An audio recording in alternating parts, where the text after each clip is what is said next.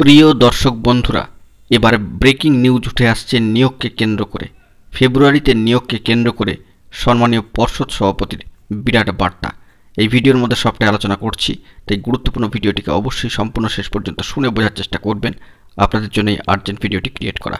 অবশ্যই চ্যানেলটিকে সাবস্ক্রাইব করে নিয়ে সঙ্গে থাকবেন। প্রাথমিক থেকে যে ব্রেকিং খবরটি বেরিয়ে আসছে যে সুপ্রিম কোর্টের নির্দেশ পাওয়া মাত্রই প্রাথমিক শিক্ষক নিয়োগের ফল প্রকাশ করে দিয়েছে প্রাথমিক শিক্ষা পর্ষদ।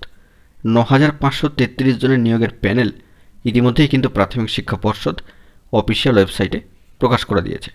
এবারে সফল হওয়া প্রত্যেক প্রার্থীদের প্রাপ্ত নম্বরের ব্রেকআপ বা বিস্তারিত তথ্য দিয়ে দেওয়া হয়েছে, যার ফলে সমস্তটাই কিন্তু স্বচ্ছভাবে সকলের সামনে রয়েছে এবং এই বিষয়ে স্বচ্ছভাবে নিয়োগের জন্যই এই কাজ করা হয়েছে বলে জানিয়েছেন সম্মানীয় পর্ষদ সভাপতি মহাশয়।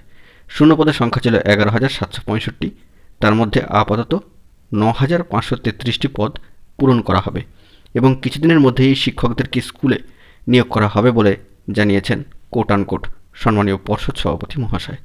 কয়েকদিনের মধ্যেই জেলা থেকে নিয়োগপত্র হাতে পাবেন সম্মানীয় চাকরি প্রার্থীরা। সেই প্রেক্ষাপট ধরেই বলা যায় বন্ধুরা, নিয়োগপত্র পাওয়ার বিষয়ে যাদের নাম তালিকায় রয়েছে তারা মূলত 2014 ও 2017 সালে টেট উত্তীর্ণ।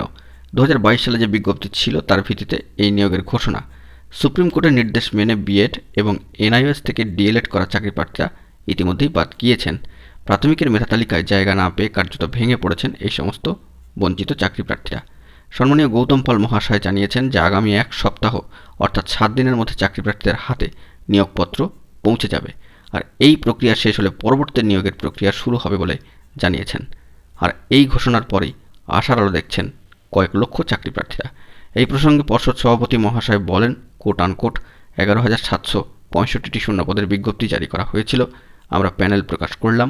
রাজ্যব্যাপী প্রাথমিক স্কুলে নিয়োগের জন্য এই মেধা তালিকা প্রকাশ করা হয়েছে। সেই সংখ্যাটা 9,533। বাকি থাকছে 2,225 জন। সুপ্রিম কোর্টে পরবর্তী শুনানি হবে, তার প্রেক্ষিতে যখনই রায় বেরোবে তখনই বাকিদের নম্বর দেওয়া হবে। অত্যন্ত ইতিবাচক ও সদর্থক বার্তা উঠে এলো সরাসরি। বন্ধুরা, এখন এই পর্যন্তই। গুরুত্বপূর্ণ আপডেটগুলি পাওয়ার জন্য চ্যানেলটিকে এখনই সাবস্ক্রাইব করে নিয়ে সঙ্গে থাকুন। ধন্যবাদ।